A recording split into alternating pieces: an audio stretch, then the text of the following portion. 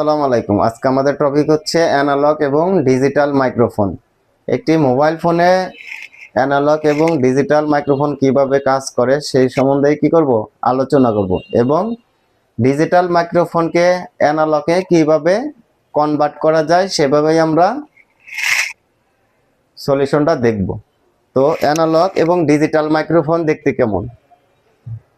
এটি হচ্ছে আমাদের একটি অ্যানালগ মাইক্রোফোন। এটি হচ্ছে আমাদের একটি ডিজিটাল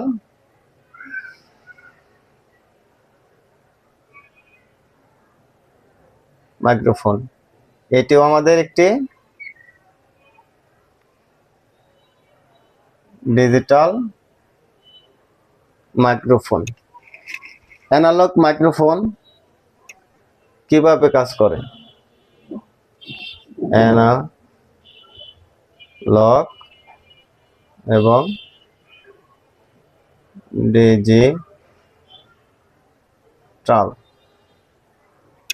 অ্যানালগ মাইক্রোফোন মোবাইল ফোনে কিভাবে কাজ করে?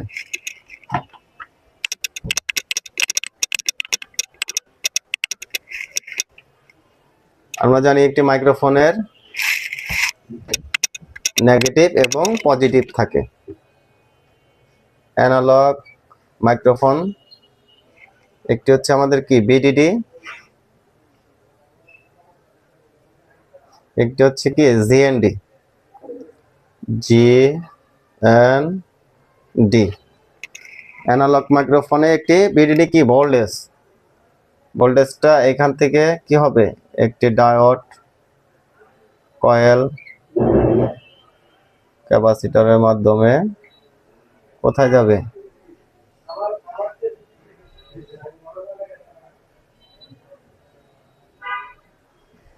পাওয়ার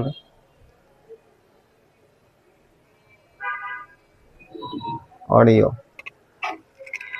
আর জিএনডিটা যাবে এখানে একটি কয়েল এবং একটি ডায়োডের মাধ্যমে কোথায় যাবে? অডিও আইসি অথবা পাওয়ার আইসিতে। তো এইভাবেই আমাদের অ্যানালগ মাইক্রোফোনটা একটি মোবাইল ফোনে কাজ করে। এখন দেখেন ডিজিটাল মাইক্রোফোন। ওই মতো কি করে কেন?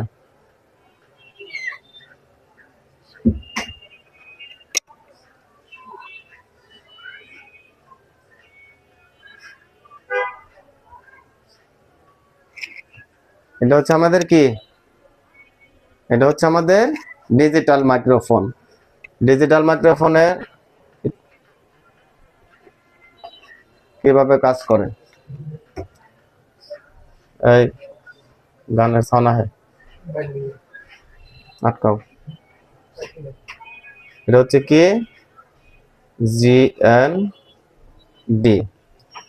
এটা হচ্ছে আমাদের কি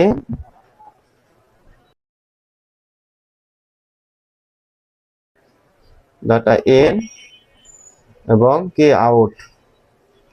এটা হচ্ছে আমাদের কি ক্লক, সিএল কে ক্লক। এটা হচ্ছে আমাদের সরি, এটা হচ্ছে জি এন ডি এবং হচ্ছে এনসি। এ হচ্ছে আমাদের ডিজিটাল মাইক্রোফোন। কাজ করে কিভাবে? এখানে একটি কয়েলের মাধ্যমে কোথায় যাবে? একটি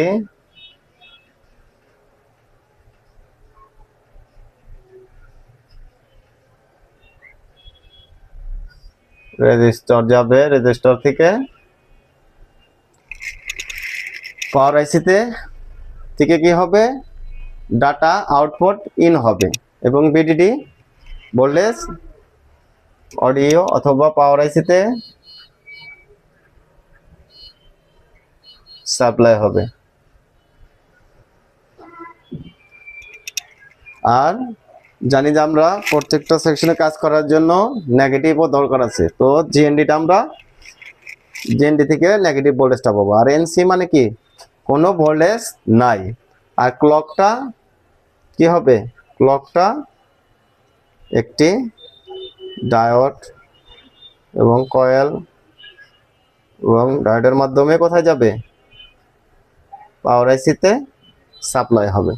তো এইভাবেই আমাদের ডিজিটাল মাইক্রোফোন একটি মোবাইল ফোনে কাজ করে। তো ডিজিটাল মাইক্রোফোনকে আমরা অ্যানালগ মাইক্রোফোনে কিভাবে কনভার্ট করব সেটাই এখন দেখব। সাপোজ ধরেন আপনি ডিজিটাল মাইক্রোফোনকে অ্যানালগে কনভার্ট করবেন।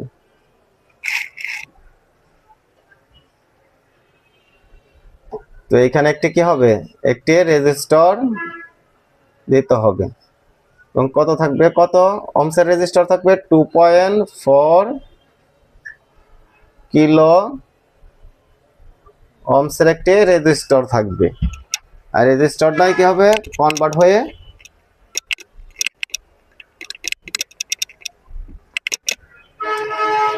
এখানে